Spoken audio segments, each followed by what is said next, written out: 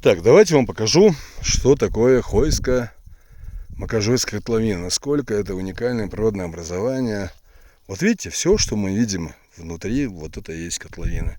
Видите, это десятки тысяч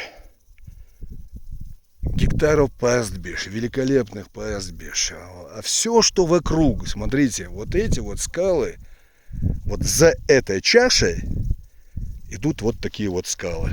То есть это естественная природная крепость, как видите, и так по всей окружности. И здесь особый климат. Здесь особый климат, потому что именно климат, который здесь внизу, посмотрите, какая разница. Здесь все зелено, здесь просто по пояс где-то трава, а здесь внизу, это уже Дагестан, здесь совсем другой климат. Здесь растительности практически нет. Практически. Это буквально сейчас чуть-чуть, это все будет желтое. Видите, это все камни. И что здесь? Понятное дело, что это место является лакомым кусочком для всех. И мы эту территорию чуть было не потеряли. Началом Второй войны вот эта вся котловина, где вокруг скалы, еще раз говорю, это крепость, это чаша, была отведена под ракетно-артиллерийский полигон. Вот часть, например, сегодня Ботлерская военная часть находится вот здесь, например. То есть была отведена, по сути, территория к Дагестану. Вплоть до, скажем, ну, от Макожоя чуть дальше. Дальше же территория была отведена под туристический кластер и определена была в туристическом потенциале Дагестанской республики Дагестан. То есть вся территория от перевала Харами, вон аж оттуда, с той линии, и до этого места Чечня потеряла. Еще бы несколько лет, и мы эту территорию не вернули бы. И в 2006 году наше руководство поработало над этим, и все было возвращено в законное свое лоно. Просто они не удосужились даже поменять заповедный статус этой территории, а как известно, де юре два статуса быть не может.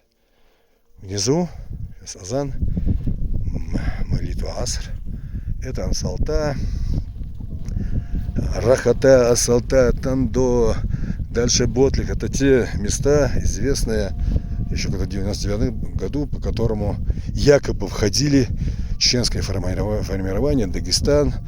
И нельзя это ни в коем случае принимать, как будто это было какое-то чеченское нашествие в город Дагестан. Ни в коем случае. Это больше было, наверное, возвращение боевиков с Дагестана, с лагерей к себе домой.